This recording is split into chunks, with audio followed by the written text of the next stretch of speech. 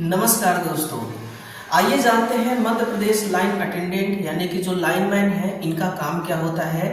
तो इनके नाम से ही, इनके पोस्ट के नाम से ही पता चलता है लाइन अटेंडेंट यानी कि लाइन का काम देखना, लाइनमैन यानी कि मेंटेनेंस का काम देखना, चाहे वो सब स्टेशन के अंदर हो, चाहे वो डिस्ट्रीब्यूशन स्टेशन के अंदर हो या पावर जनरेशन स्टेशन के अंदर हो, है ना। तो बेसिकली जो इनका काम होता है वो वितरण स्टेशन में ही होता है, और वितरण स्टेशन के अंदर भी काम हो सकता है और स्टेशन के बाहर लाइन पे भी काम हो सकता है। जैसे कि गांवों में कई बार क्या होता है कि ट्रांसफार्मर खराब हो जाती है, बिजली नहीं जाती, या फिर कोई बिजली बिल नहीं भरता तो उनके मीटर का कनेक्शन काटना हो गया, है ना, उगाही करना हो गया बिल का। तो ये सारा जो काम होता है ये इन्हीं के अंतर्गत आता है, और इनके जो हेड होते हैं वो जेई होते हैं, और इनका अपना डिपार्टमेंट होता है। उस डिपार्टमेंट में इनका एक टीम बना होता है और टीम मिल करके काम करती है। जैसे कि ये टीम है और ये टीम मिल करके काम कर रही है।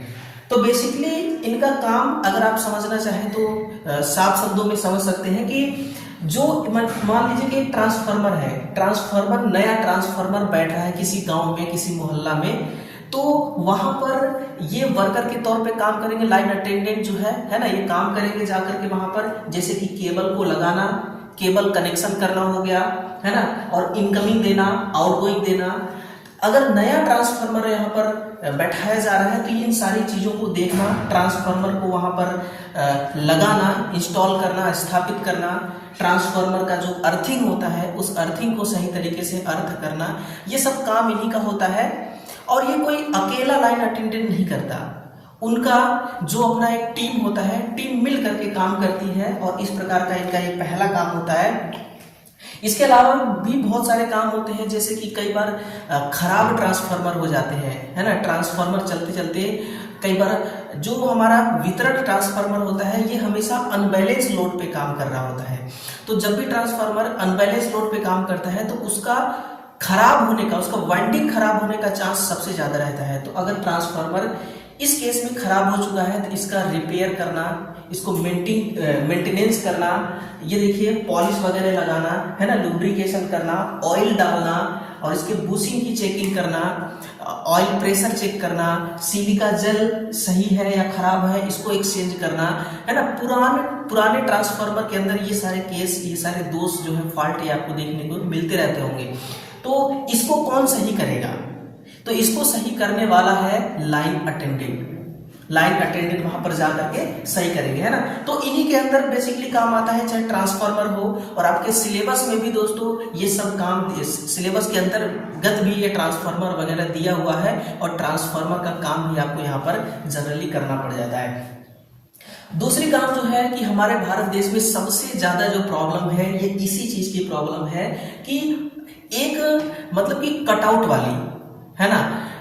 अभी तो गांव में ये केबल वाला जो सिस्टम है ना, ये सर्विस लाइन केबलिंग के द्वारा सर्विस लाइन दिया जा रहा है। लेकिन इससे पहले कुछ गांव में अभी भी ऐसा है कि जो नंगे तार की मदद से जो है सर्विस लाइन ले जाया गया है, और वहां पर कटिया फंसाने का जो दोस्तों लोगों का जो काम है, वो लोग इस काम से बाज नहीं आते हैं। क्या है कि जैसे कि कोई ट्रांसफार्मर हो गया, वहां पर आप देखते होंगे कि बहुत सारा केबल उलझा हुआ रहता है, और इन्हीं उलझनों के कारण कई बार इन केबल में शॉर्ट सर्किट की वजह से आग भी लग जाती है, ट्रांसफार्मर में आग लग जाती है ना। तो इस प्रकार की जो तारें, जो केबलें उलझी हुई रहती हैं, इनको सुलझाना भी इन्हीं का काम होता है।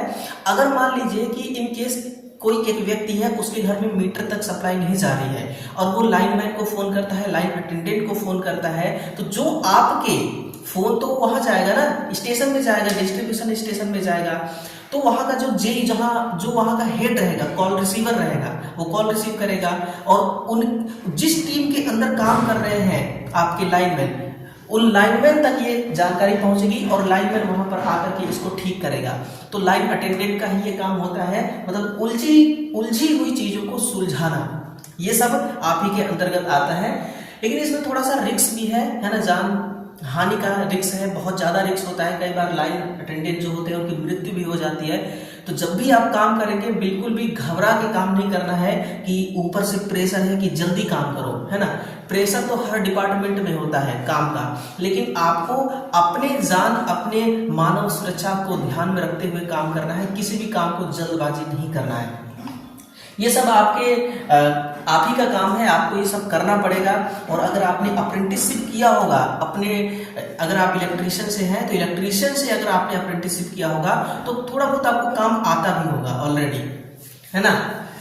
और मोटे तौर पर देखा जाए तो ये हमारा एक डिस्ट्रीब्यूशन स्टेशन है।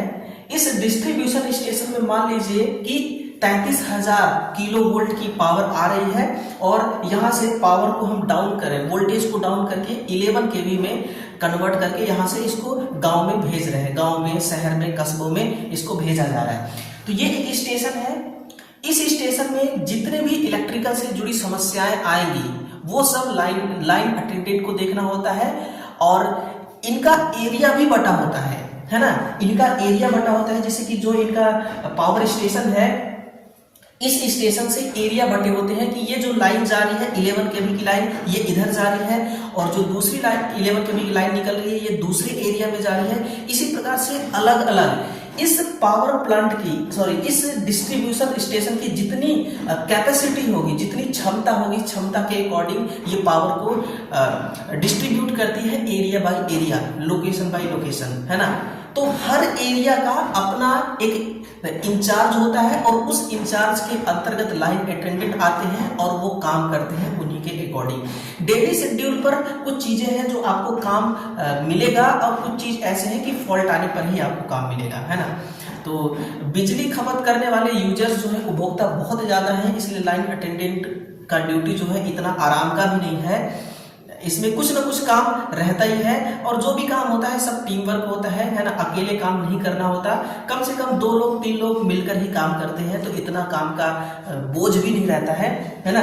तो ये सारी चीजें हैं, ये आपका बेसिकली जो काम है ना, लाइन अटेंडेंट का काम है। इसके अलावा भी अर्थिंग वगैरह लगाना और जो ये आपका पावर स्टेशन है ना, इस पावर स्टेशन के अंदर छोटी मोटी कोई भी गड़बड़ी है तो उसको रीडिंग वगैरह लेना, सब कुछ आप ही का काम है, आपके अंतर्गत आएगा, ठीक है।